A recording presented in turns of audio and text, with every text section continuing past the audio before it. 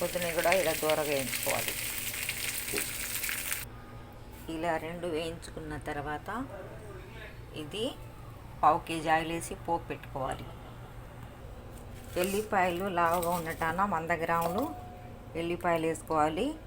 ఏ పచ్చడికైనా ఎల్లిపాయలు వేసుకుంటే చాలా మంచి స్మెల్ ఉంటుంది. ఆరోగ్యానికి కూడా చాలా మంచిది. ఎల్లిపాయ వల్ల కొలెస్ట్రాల్ కరుగుతుంది. ఇదిగోండి తాలింపు కాగిపోయింది. ఇదిగోండి మిక్సీ జార్లో వేసుకొని మనకు సరిపడా ఉప్పు వేసుకోవాలి. ఇదిగోండి ఇది కూడా మిక్సీ జార్లో వేసేసుకొని ఒక రౌండ్ వేసేస్తే సరిపోతుంది.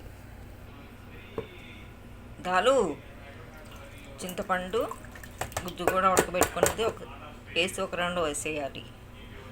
ఇదిగోండి మొత్తం కలిపి మిక్సీ పట్టుకున్న అల్లం, ఎల్లిపాయలు, చింతపండు గుజ్జు మొత్తం కలిపి మిక్సీ పట్టుకున్న ఆ తర్వాత ఇది మనం పోపు చేసుకున్నాం కదా, ఆయిల్ వేసేసుకోవాలి.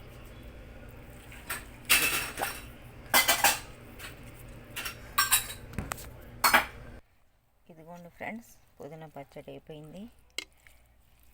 ఇంత పుదీనా ఎక్కడి నుంచి వచ్చింది అనుకుంటున్నారు? అమెరికాలో కార్తీక్ అని వాళ్ళ ఫ్రెండ్ వాళ్ళ ఇంట్లో చాలా పెద్ద గుబురుగా పుదీనా ముదిరి ఉంది.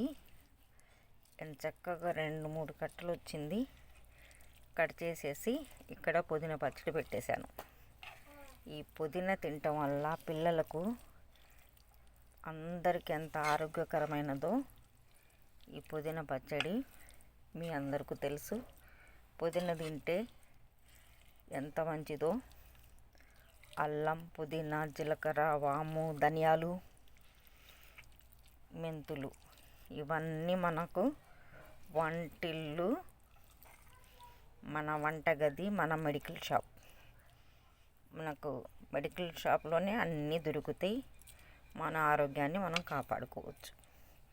ఇలా తయారు చేసుకొని మీ పిల్లలకి పెట్టు.